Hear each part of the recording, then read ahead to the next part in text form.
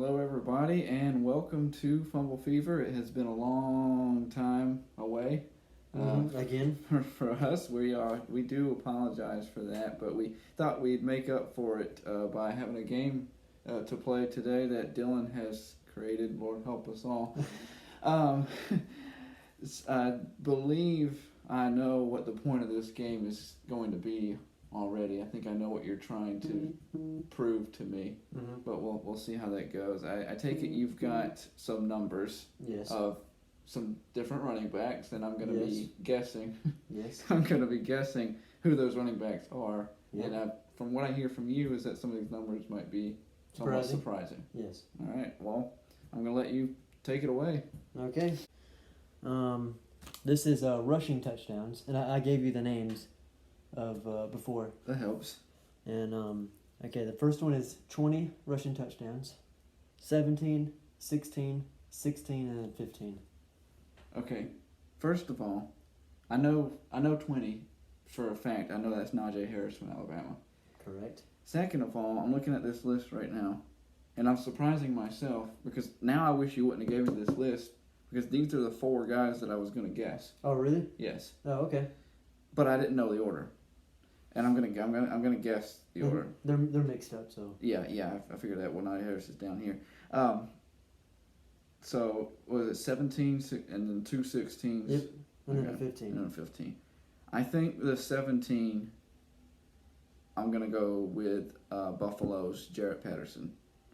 Then the 2 for 16, I'm gonna go with Williams and Brees Hall, and then I'm gonna go with 15 with Kevin Harris. Flip Bryce Harris and who'd you say? Williams? Yeah, Williams I had at 16. Yeah, flip them. Flip who would? Breezy Hall and Williams, and you got it right. But I said that Williams and Hall was both 16. Flip Patterson. Flip Patterson and Hall, and you got it right. Okay, so Hall is the guy that has 17. Yes. So Brees Hall from Iowa State has 17, and then Patterson and Williams, both with 16 each. Yes. Kevin Harris out of South Carolina, 15. Yes. Not bad. The touchdowns doesn't necessarily surprise me. An interesting fact, though, I think, from North Carolina, I think North Carolina has 2 rushers that are in the top, 30 or so, top 15, I think. So that's pretty impressive. So that's very impressive for a North Carolina team that we're focusing mostly on the receivers. They've been silently rushing the ball pretty well. A lot of people around here probably surprised so far about Kevin Harris as well. I mean, even Carolina fans were surprised. Yeah. I didn't know he's that good. Yeah. You look at some of his numbers, and it is. And think next year we'll surprising. have a 5-star returning from injury too. Marshawn Lloyd. I think everybody's. Yeah. Everybody's got. Yeah, everybody knows that name. So that's going to be a pretty interesting One-two punch, with a 1-2 punch that we haven't seen in a while at Carolina. So I can't remember the last time we had one. I don't know. Yeah, I don't know if he had a 1-2 punch. We've always had a one. Yeah, a big one. With Marcus Lattimore. If you go way back and talk about George Rogers, if you had a big one. Yeah. But not the 1-2 duo. So we'll see how they're able to handle that with their new coach. Call it Beamer Ball some other time. But back to these running backs. Okay, I'm gonna do rushing yards this time. Okay. So if you're rushing touchdowns, I hear you've got rushing yards now. Yes, rushing yards. Okay. 1357 or 1,357. Yeah, I got what you meant. 1,345. Okay. 1,138. 1,038. 1,020. Okay. I think the 1357, the highest one was the sincere. I don't even know how to pronounce it. Sincere from UTSA. And then I'm gonna go with Brees Hall.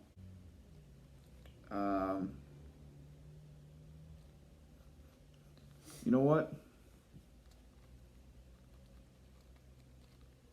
I think you tried to. I think it goes down the list just the way you wrote it.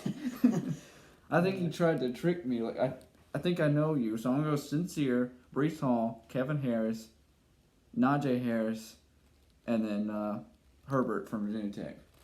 You almost had it right. What am I missing? I flipped those two. These two? Yep. Okay. So it's Brees Hall. That was the highest rusher. Then Sincere. Then Kevin Harris. Yes. Then Najee Harris. And then Herbert from Virginia Tech. And then I'm just gonna let you read off the yards per carry. All right. Where's that at? Yards per carry right here. Yep. So we've got Brees Hall from Iowa State. Yep. He's got 6.11. Actually, let me start at the beginning here. So this 7.6 was from Khalil Herbert from Virginia Tech, which that is impressive. But the thing is, he doesn't have as many rush attempts as them. That's because I'm pretty sure it would probably even out right around 6 or 5, just like the rest of them. Yeah. But that's still pretty impressive, though. No, that's very impressive. And Virginia Tech has been run heavy this year. And another surprising fact, I think, is the fact that their quarterback is running just as much as he is almost. Yeah. And I think he's in the top, he's somewhere in some of the top rushing yards in the nation as a quarterback, but he's got running back numbers right now, Virginia Tech. Hooker, his name. So that one's very surprising. Kevin Harris doesn't surprise me only because you've been drilling that at me for a long time now. And he's like a bowling ball pretty much. He's like 230. True. 5'10". Runs like a 4.5. Right, so you're not getting him down. No. Brees Hall, that surprises me a little bit because all the focus and attention's been on Bryce Purdy. What's the guy here? Najee Harris, not surprising. Yeah, that's not surprising. I don't think that's surprising anybody. And then the 5'9", I just don't think a lot of people know the running back from UTSA. I don't know. Only people that know him just because his name is literally Sincere. Yeah. And that's pretty cool. I didn't know who it was at all. Sincere McCormick. Yeah, I don't know. And I'm looking at the mounts too, and these two up here at the top, who. They're pretty much just giving the ball every play almost. Right. So when you realize that they have the most rushing yards, but they're also giving the ball every time, a gazillion times. Yep. I mean, you're looking at 222 to Bryce Hall. You're looking at 226 to Sincere McCormick. That's an insane amount of times to be. You're giving them the ball more than some option teams are running it, which, of course, you're going to have the top numbers. I mean, and still, that's pretty good for considering how their offensive line isn't that good for UTSA. For UTSA, nobody on the team is very good except for Sincere McCormick. And then same thing for South Carolina. He's really impressive. Yeah, he's running himself. Yeah. So if I look at the very bottom here. Should we just show this to the camera? Sure. I think they can read it. Well, I don't know if they can read it, to be honest. You might want to read it to them. This is his handwriting, by the way. I pretty much scribbled this together in 10 minutes. No, this is no. Don't even. This is him personally sitting down and writing slowly. But if you can't read that, it says that Kevin Harris should be it says in, but it should be a finalist for the best. So you're gonna. That's what you're doing now. What? I don't know. What am I doing? I'm making fun of your handwriting? Yeah, that's absolutely what I'm doing. So Kevin Harris should be the finalist for the best running back in the country. So I'm assuming maybe like a Maxwell award, right? So considered. I didn't say she win it. Okay, but he's like top 5. Top 5. So in which he's not even like listed at all. I'm gonna let you tell me why. I mean the numbers. The numbers. The numbers speak for themselves, and he plays for Carolina, one of the worst teams in the SEC right now. Okay, I'm gonna give you that part. Okay. I know it's not all about numbers, but still. Yeah. Sorry, I keep on cutting you off. Go ahead. So when we look at some of the finalists, I have the list pulled up here, and I'm looking, and there's pretty good reasons as to why these guys are finalists for the awards. Najee Harris, standout in Alabama, of course, and you look at Brees Hall, you see what he's been able to do. Sincere, like we've talked about. Patterson for Buffalo, I think it's been phenomenal, just a beast on the field. Yep, in like 4 games. Yeah, exactly. He's only done this like 4 games. Exactly, and that stands out. And with COVID, you have to think about stuff like that. Kyron Williams for Notre Dame, so. Williams, another Williams, Javonte Williams from North Carolina, I think has done well. He's been silent, And then you have Travis Etienne. We know what he's been capable of, and Isaiah Spiller at Texas A&M. We've seen him throughout the year. Yep. Tell why Kevin Harris. I think I already told you this earlier. I mean, I know it's not all numbers. It's eye test, which I think he is clearly one of the at least top 5 in the country. Okay. With just the numbers. Okay. Well, if you're making that, let's make that argument though, because if you're looking at the numbers, right, and you're looking at just the numbers, I'm looking at guys that aren't, one guy that stands out to me on this list that's not on this list is right here, Khalil Herbert, Virginia Tech. By that logic, should Khalil Herbert also be up for a Maxwell Award? But he's not in the other listings either, in the major listings. What, for rushing touchdowns? The rushing touchdowns and the rushing attempts. Kevin Harris, he's in the top in just about every rushing category. Why, though, does rushing touchdowns weigh so much more heavily over rushing yards? No, actually, I think rushing yards count more than the rushing touchdowns. Well, then we're back to Herbert again. That is true, but still, he's not in the top rushing touchdowns either, though. But I'm saying the rushing yards do count more. Yeah. But the rushing touchdowns do count too, though. Yeah, they factor into it. They do. But so do you think Herbert is better than Kevin Harris?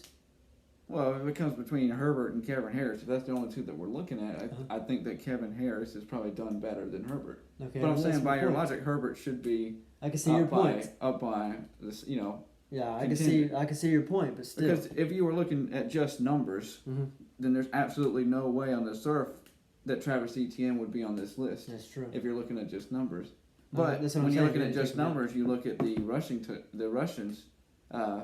You realize that he's only had roughly about 15 carries a game. He doesn't get the ball that much, and he puts up 700 and something yards through the season. Plus, then you look at you add in his receiving yards. He has over 500 receiving yards for the season, and that's off of only about 10 catches total. Who? Travis Etienne. Oh, that's pretty good. So those are reasons that when you look at teams. Plus, here's the main thing that we're probably missing the most. Now I'm gonna take Oregon State, Minnesota off of that for this discussion because they haven't played that many games. And outside of UTSA, we got mostly winning programs here. Yes. Clemson, Iowa State, Alabama, all 3 of those are in the top 10. And Texas A&M top 10, North Carolina and Notre Dame top 25. Okay, and Notre Dame's top 10. Yeah, Notre Dame's top 10, top 5. North Carolina top 15. Buffalo, okay, but and you also got to look at the talent around Carolina too. Yeah, that's another thing adding on to it. He's making those yards just by himself, pretty much. I think you could make the case for Kevin Harris for the Maxwell Award to be on the list. He should at least be in the semifinals, I think. You could, but you could also make the case of saying, look at all these names, look what all these people have been able to do. How do you pick, finalists?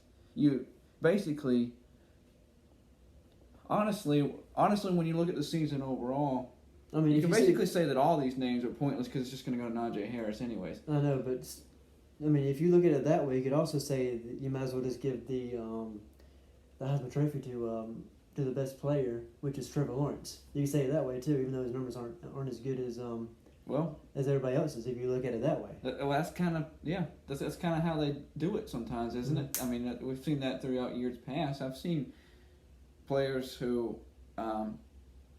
far better numbers lose the Heisman Trophy before. Just sometimes it's eye candy. Sometimes it's how often do you get to watch these guys, and we haven't been watching Kevin Harris. No, or I have. You haven't. Yeah. Well, I mean, I have too, because obviously I watch every game just like you do. But I'm talking in the standpoint of America Yeah. has yes, I do like watching all this. I know. I'm talking from the standpoint of America. We haven't been able to watch Kevin Harris, Yeah. and I think that Nobody factors wants to into it. You said it, not me. I know nobody wants to watch this. You said it. I mean, but honestly, I could take. If I'm looking at the list, I could put in Kevin Harris over Jameer Jefferson from Oregon State or Muhammad Abram from Minnesota. Mm-hmm. I would do that. I would give you that point. I wouldn't have him over Etienne, Hall, Najee Harris, Sincere McCormick, Isaiah Spiller, Jarrett Patterson, Javon Williams, or Kyrie Williams. Okay. None of those guys. But I would put him in the conversation. Okay, I still feel like I got my point through. Dylan, you've been getting your point through for a month now. I know. Because I remember, I think I texted you one thing. Yep, just one thing. And you went on a rampage on me. I don't even know. And those of you that don't know, he doesn't do this. He's a very one-worded guy. Uh-huh. Always. Pretty much always. Let me see if I can find the list here. That was funny. Sorry. Even I thought it was funny. Yeah, it was. Look at this. Let me show you guys where this started. All I said was, this actually isn't about Kevin Harris. It ended up being about Kevin Harris somehow. But I asked him all I said was get ready for Beamer Ball. That was it. It had nothing to do with Kevin Harris. First, when you started talking about how he was going to develop the kids and something about Marshawn Lloyd, and then it got into Kevin Harris. All the people, because you started talking about all the people that's coming out back, with everything that Shane Beamer was going to be able to do. Yep. And that's how that got going. But so it starts here. Look at that. And so I've gotten your point. Is basically what I'm saying here. And I'm not going to tell you that he's not a great running back. Uh-huh. I think we're going to differ on where you rank him. Uh-huh. But it's fine. We need to have civil debates about things. And life would be boring otherwise. Or uncivil debates. Or uncivil is fine with me too. Yeah. As long as I'm arguing with you, that's okay. But, let us know how y'all think about this in the comments. Tell us where you think Kevin Harris should be, because I'm interested to see. Have you even heard of Kevin Harris? Or have you heard of Kevin Harris? That might be just as good of a question. But in all seriousness, should Kevin Harris be considered for the Maxwell Award? I'm going to pose the question to you guys. Put it in the comments and let us know, and we'll discuss what you guys say, what you guys think in the next video. Until then, we thank you so much for watching us on YouTube at Fumble Fever, and hit the subscribe button. There we go. And leave a comment, like he said. Yes. Thank you, guys. Thank you.